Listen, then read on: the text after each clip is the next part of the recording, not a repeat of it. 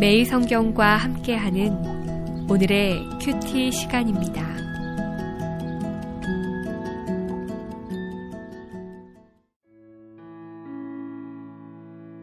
(2월 24일) 오늘의 말씀은 마태복음 13장 31절에서 43절까지의 말씀입니다.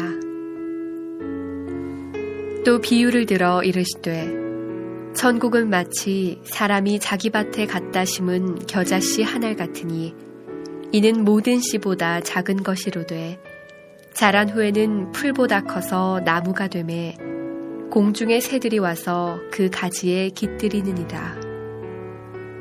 또 비유로 말씀하시되 천국은 마치 여자가 가루 서말 속에 갖다 넣어 전부 부풀게 한 누룩과 같으니라. 예수께서 이 모든 것을 무리에게 비유로 말씀하시고 비유가 아니면 아무것도 말씀하지 아니하셨으니 이는 선지자를 통하여 말씀하신 바 내가 입을 열어 비유로 말하고 창세부터 감추인 것들을 드러내리라 함을 이루려 하심이라. 이에 예수께서 무리를 떠나사 집에 들어가시니 제자들이 나와 이르되 밭의 가라지의 비유를 우리에게 설명하여 주소서.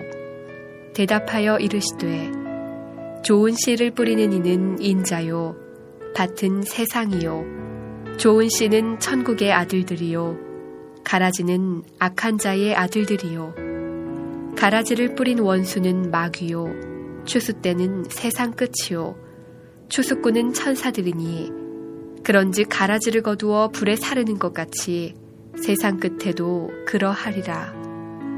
인자가 그 천사들을 보내리니 그들이 그 나라에서 모든 넘어지게 하는 것과 또 불법을 행하는 자들을 거두어내어 불무불에 던져 넣으리니 거기서 울며 이를 갈게 되리라. 그때 의인들은 자기 아버지 나라에서 해와 같이 빛나리라. 귀 있는 자는 들으라.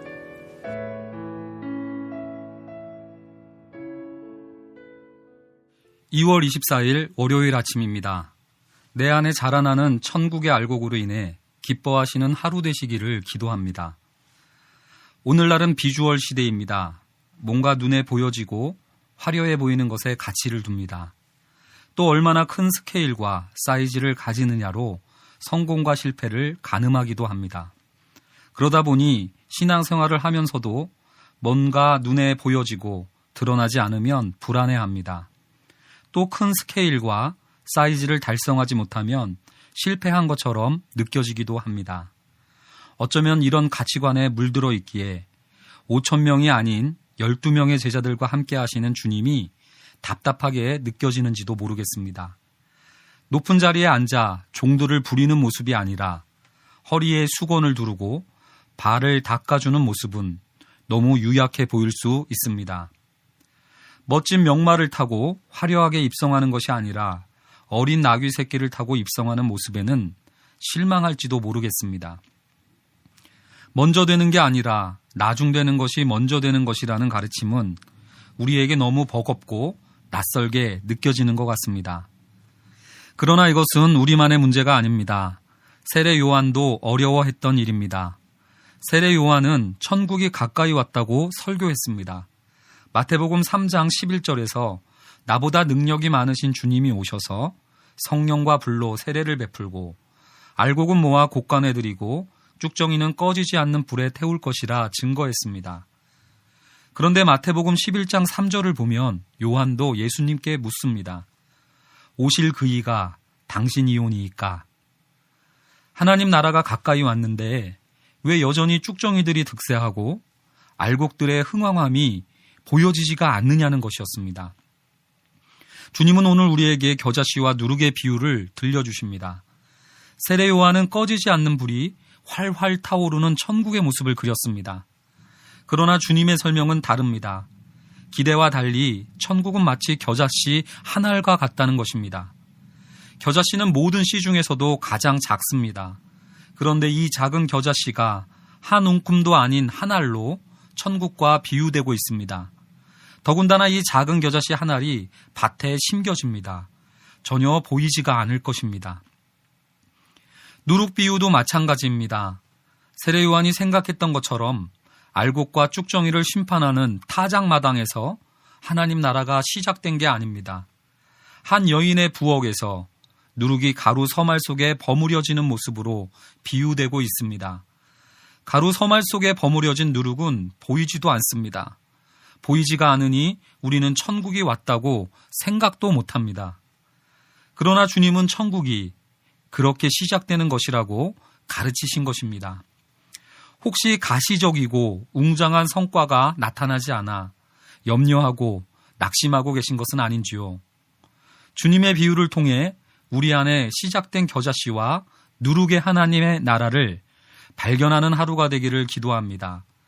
아무리 작다 할지라도, 그래서 겨우 보여지는 것에 불과하다 할지라도 우리 안에 시작된 하나님의 다스림을 기뻐하는 하루가 되기를 바랍니다.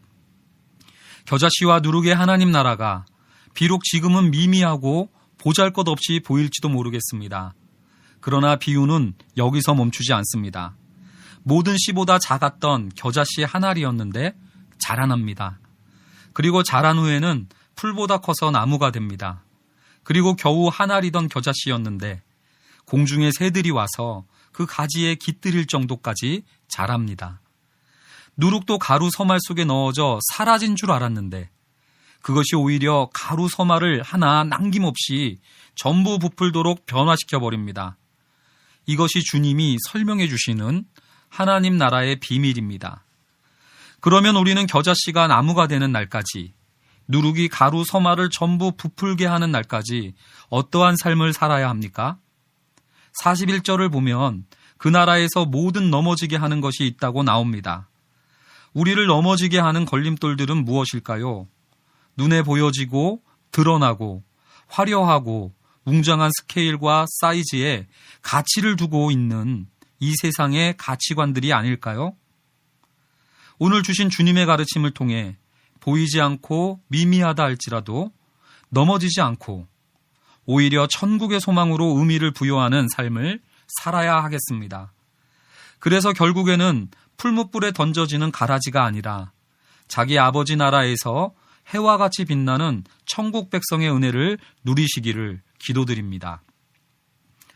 사랑의 하나님, 비록 보여지지 않는다 해도 아무리 작은 것이라 해도 소홀히 여기지 아니하고 천국의 소망을 키워가는 해와 같이 빛날 성도님들 되게 하옵소서. 감사드리며 예수 그리스도의 이름으로 기도드립니다. 아멘.